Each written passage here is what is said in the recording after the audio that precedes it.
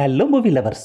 Care of Kancharapalem movie గుర్తుందా? ప్రవీణ పరుచూరి ప్రొడ్యూసర్గా వెంకటేష్ మహా డైరెక్షన్లో దగ్గుపాటి రాణా ప్రజెంట్ చేసిన కేర్ ఆఫ్ కంచరపాలెం మూవీ 2018లో రిలీజ్ అయి ఆడియన్స్ అందరి చేత భలే సినిమా కదా అని అనుకునేలా చేసింది.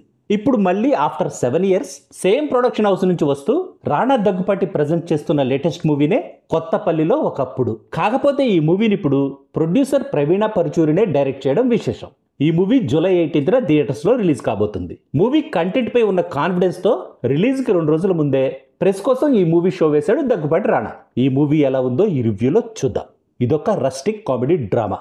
2 hours 5 minutes డ్యూరేషన్ ఉంది మూవీ. కొన్ని సీన్స్ తప్ప మిగతా ఫస్ట్ హాఫ్ అంతా కన్ఫ్యూజ్డ్గా నడుస్తుంది. ఇంటర్వెల్ బ్లాక్ మాత్రం బాగుంది. సెకండ్ హాఫ్ ల్యాగ్గా ఉండడం వల్ల బోర్ కొట్టించింది. క్లైమాక్స్ని కూడా హడావిడిగా ముగించేశారు ఎందుకో మరి. ఈ మూవీలో ఎలాంటి ఎంటర్టైనింగ్ ఎలిమెంట్స్ కూడా లేకపోవడంతో ఒక సెట్ ఆఫ్ ఆడియన్స్కి తప్ప ఈ మూవీ అందరికీ నచ్చడం కష్టమే. ఈ మూవీ కథ కొత్తపల్లి అనే విలేజ్లో నడుస్తుంది. ఆ ఊళ్ళో వాళ్ళ అవసరాలకు అప్పించి ఎక్కువ వడ్డీని వసూలు చేసి ఇబ్బంది పెట్టే అప్పన్న. ఆ ఊరి పెద్ద జమీందార్ రెడ్డి మనుమరాలైన సావిత్రిని ఇష్టపడే రామకృష్ణ. సావిత్రి ప్రేమను పొందడానికి రామకృష్ణ హెల్ప్ అడిగే అమ్మాయిగా అందం. ఈ క్యారెక్టర్స్ చుట్టూనే ఈ మూవీ కథ నడుస్తుంది. రామకృష్ణ అందానికి పెళ్లి చేసేయాలని ఆ ఊరి వాళ్ళు ఎందుకు అనుకున్నారు? ఆ పెళ్లికి అందం కూడా సరే అని ఎందుకు చెప్తుంది? కరెక్ట్గా పెళ్ళయ్యే టైంకి ఎంట్రీ ఇచ్చిన అప్పన్న ఆ పెళ్లికి అడ్డుపడ్డా? చివరికి రామకృష్ణ తను ఇష్టపడే సావిత్రిని పెళ్లి చేసుకున్నాడా? ఈ ప్రశ్నలన్నింటికి సమాధానమే ఈ మూవీ కథ. బేసిక్ స్టోరీ లైన్ ఇంట్రెస్టింగ్గానే ఉన్నా కొత్త డైరెక్టర్ కావడం వల్ల ఏమో కానీ ప్రవీణ పరుచూరి తన పూర్ డైరెక్షన్తో, పూర్ ప్రొడక్షన్ వాల్యూస్తో, లెక్కలేనన్ని టెక్నికల్ మిస్టేక్స్తో ఈ మూవీ కథని ఆడియన్స్కి ప్రజెంట్ చేయడం వల్ల మూవీ చాలా డిసప్పాయింటింగ్గా అనిపించింది.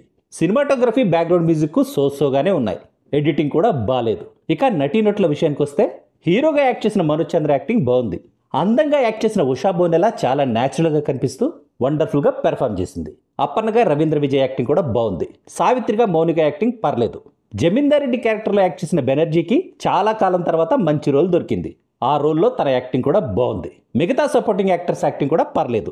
ఫైనల్గా చెప్పాలంటే care of Kancharapalem movie team తీసిన సినిమా కదా అని ఎక్కువ ఎక్స్పెక్టేషన్స్ పెట్టుకోవడం వల్ల ఏమో కానీ పర్సనల్గా నన్నైతే డిసప్పాయింట్ చేసింది ఈ మూవీ. ఒక ఇంట్రెస్టింగ్ లైన్తో ఓటీటీకి సూట్ అయ్యేలా ఉన్న కంటెంట్తో తీసిన ఈ మూవీని థియేటర్స్లో కాకుండా డైరెక్ట్గా ఓటీటీలో రిలీజ్ చేస్తే బాగుంటుందనిపించింది నాకైతే. That's all in this review friends. మళ్ళీ నెక్స్ట్ రివ్యూలో కలుసుకుందాం. Thank you for watching.